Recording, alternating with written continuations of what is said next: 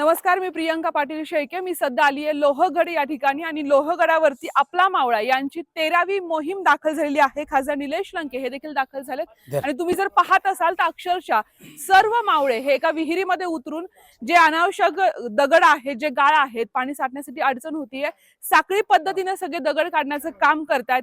ही मोहीम या ठिकाणी खासदार निलेश लंके यांच्या नेतृत्वाखाली सुरू असते आणि तुम्ही पाहत असाल खुद्द खासदार साहेब हे देखील या ठिकाणी काम करतात. आपण त्यांच्याशी बोलणार आहोत. खासदार साहेब, ही 13वी मोहीम आहे, कशा पद्धतीने तुमची कामं चालू आहेत आणि काय सांगाल? आज 13व्या मोहिमेला आज खऱ्या अर्थाने एक आनंद वाटतो की कुठलाही खंड न पडता आम्ही ही 13वी मोहीम आज यशस्वीरित्या पार पाडत आहे.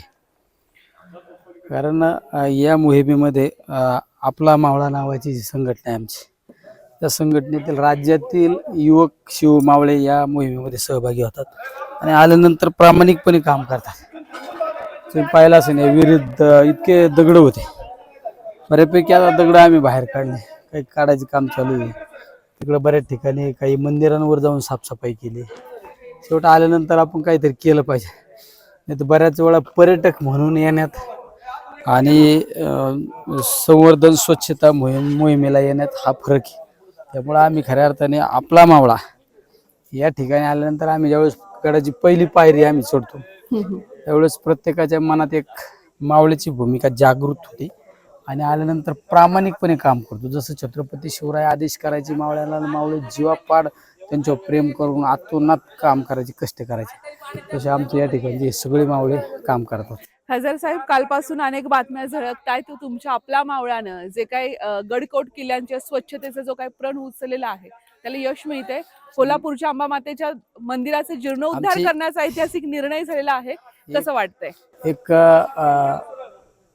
3 ते 4 महिने झाले आम्ही भुदरगडाची ज्यावेळेस मोहीम केली, जगदंबा मातेचं मंदिर आहे, पुरातत्व मंदिर, जुनं मंदिर, त्या मंदिरावर छेतच नाही, इतकी दुरावस्था, मनाला कुठंतरी वेदना झाल्या. अनेक मुलाखतीमध्ये सुद्धा मी त्याचा उल्लेख केला आणि त्यावेळेस मी पुरातत्व विभागाला पत्रव्यवहार केला.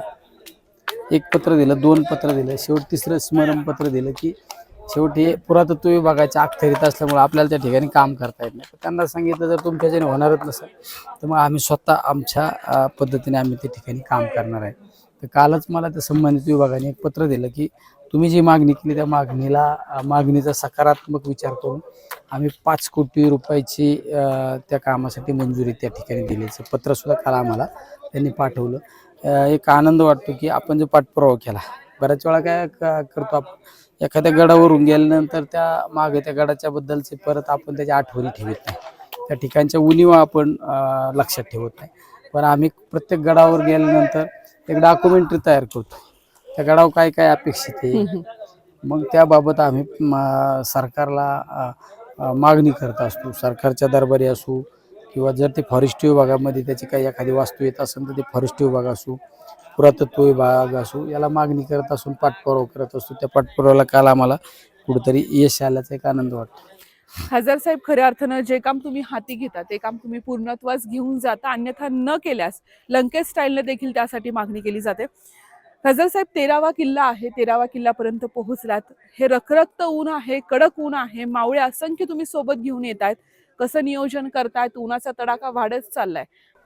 बऱ्याच वेळा दाखवण्यासाठी करण्यात आणि मनातून करण्यात हा फरक असतो. आता आम्ही पण आलो असतो, कुठंतरी हातात झाडू घेतला असता, कुठंतरी एखाद्या ठिकाणी उभा राहून फोटो काढला असता, फोटो सेशन केला असता, निघून गेलो असतो. पण नाही, आम्ही प्रामाणिक हो. आता काम करत असताना मला इथं रक्त सुद्धा बऱ्याच वेळापासून मी तेच बघते, कारण तुम्ही दगड उचलतायत आणि काट्या वगैरे काढतायत. करत असताना लागले. मी प्रामाणिक काम करतो. शेवट मी कोण आहे काय आम्ही विसरून जातो गडाच्या पायथ्यालाच. आम्ही झाल्यानंतर मावळे म्हणून आल्यानंतर आम्ही काम करतो. त्यावेळेस आपण स्वतः काम करतो ना, त्यावेळेस आपल्याबरोबर आलेले लोक सुद्धा स्वतः स्वयंस्फूर्तीने काम करतात. त्यावेळेस आपण पाहण्याची भूमिका, बघायची भूमिका घेतो आणि फक्त आदेश करण्याची भूमिका ज्यावेळेस करतो ना, त्यावेळेस ते काम कधी फळायला जात नाही, यशस्वी होत नाही. त्यासाठी आपण दुसऱ्याला सूचना करण्यापेक्षा आपण स्वतः कृती केलं पाहिजे. आता पहा, आम्ही मगाशी 10-15 मिनिटापूर्वी इथं आत घुसलो, ते साफ झालं बघा ना. आमची तिकडून टीम कशी काम करते. आमचे आपल्या मावळ्याचे अध्यक्ष आहेत आमचे ते, आणि विशेष करून राज्यातून वेगवेगळ्या विभागातून लोक आलेले आहेत. सोबत कोण नाशिकवरून आले, कोण नांदेडवरून आले, कोण कोल्हापूरवरून आले, कोण वेगवेगळ्या भागातून अखंड राज्यातील भक्त शिवमावळे या ठिकाणी येतात आणि प्रामाणिकपणे काम करतात. आता जर तुम्ही फेरफटका मारला बाजूला ना, तो कोणत्या टेकडीवर काम करीत असेल, कोणत्या टेकडीवर काम करीत असेल, कुणी सौर लॅम्प लावितंय, कुणी साफसफाई करतंय, कुणी त्या झाडांना उन्ह्या लागू नये म्हणून चुना आणि काव देण्याचं काम करतं. असं ज्याच्या त्याच्या हाताला येईल तसं काम करतं. आणि एखाद्याने जर काम चुकारपणा केला ना, त्याला नंतर पस्ताव येतो, अरे आपण एवढं गडाव गेलो आणि आपण काहीच काम नाही केलं. आणि त्याला ते एकदा त्याच्या मनात आलं ना, ते पुढल्या वर्षी इतकं दुपटीने काम करतो. खासदार साहेब, चांद्यापासून ते बांद्यापर्यंत जे काही किल्ले असतील त्या सगळ्या किल्ल्यांपर्यंत तुम्ही पोहोचतात.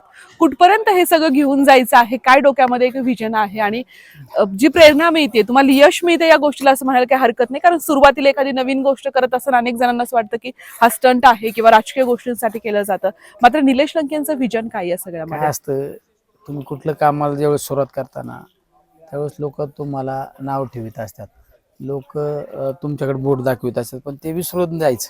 कोण काय बोलतंय, कोण काय स्टेटमेंट करतंय, कोण स्टंट म्हणन, कोण काय दिखावपणा म्हणन, हे सगळं विसरून जायचं आणि आपण काम करायचं, काम करीत राहायचं. आपण कुठल्या फळाची अपेक्षा न ठेवता आपल्या मनाला समाधान वाटलं पाहिजे, आपण प्रामाणिक काम केलं पाहिजे. शेवट मी राजकीय जीवनामध्ये काम करत असताना माझ्यासारखा माणूस सरकारवर ताशेरे उडू शकतो, की सरकारने हे केलं पाहिजे, सरकारने ते केलं पाहिजे. ठीक आहे, सरकारवर ताशेरे उडवण्यापेक्षा सरकारकडे मागणी तर आपण केली पाहिजे, नाही आपलं कर्तव्य आहे. पण त्याआधी आपण आपलं कृती केलं पाहिजे ना. शेवट मी काय म्हणतो, एक थिनगी म्हणून आपण काम केलं पाहिजे. ज्यावेळेस थिनगी म्हणून काम करतो ना, त्यावेळेस ते वनवा पेटतो. त्यामुळे आपण आपल्या पद्धतीने कामाला सुरुवात करायची आणि आम्हाला एक समाधान वाटतं की ठीक आहे, आम्ही तर एक अजेंडा सेट केलेला आहे की ज्या छत्रपती शिवरायांचं नाव घेऊन आपण आपलं समाजकार्य असो, धर्मकार्य असो की शिवकार्य असो, त्या नाव घेतल्यानंतर सुरुवात करतो. तर छत्रपती शिवरायांनी जे अखंड किल्ले उभे केले, ते किल्ल्यांकडे कुठंतरी दुरावस्था झालेली. कारण ते आपल्यासाठी स्फूर्तिस्थान आहेत, ऊर्जा स्रोत आहेत, ते अभेद्य राहिले पाहिजेत. आणि हे अभेद्य राहण्यासाठी आपण आपलं कर्तव्य पार पाडले पाहिजे, म्हणून आम्ही काम करत असतो. खासदार साहेब, खऱ्या अर्थानं तुम्ही आपला मावळा तर आहातच, शिवरायांचे मावळे म्हणून काम करतात. मात्र दिल्लीमध्ये या ठिकाणी लोकसभेमध्ये सदस्य आहात, संसद चालू आहे, अधिवेशन सुरू आहे. आता इथलं काम आटपलं की तिकडे जायचं आहे. कुठले कुठले प्रश्न या अधिवेशनामध्ये मांडलेले आहेत आणि कशा पद्धतीने? आज ही मोहीम झाल्यानंतर उद्या दिल्लीतच जाणार. उद्या काही मतदारसंघातले प्रश्न असो, काही राज्यातले प्रश्न असो, त्यावर प्रकाश टाकण्याचा नेहमी आम्ही प्रयत्न करत असतो. काल परवा माझी एक मागणी होती, शाळा जिल्हा परिषदेची शाळा असो किंवा सरकारी शाळा असो, त्याचं डिजिटलायझेशन झालं पाहिजे, त्या शाळा डिजिटल झाल्या पाहिजे.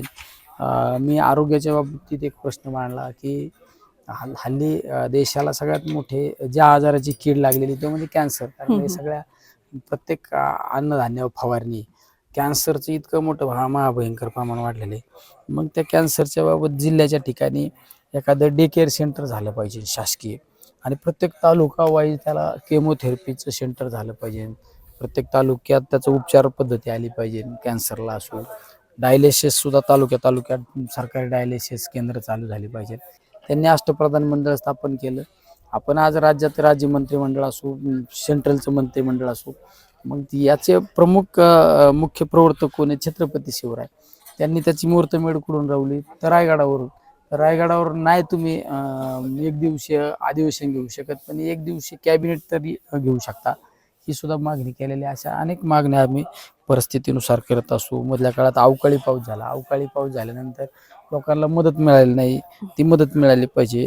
आता ऊर्जेच्या बाबतचे प्रश्न, लाईटचे, लोडशेडिंगचे प्रश्न असे मांडण्याचा प्रयत्न करत असतो आम्ही नेहमी.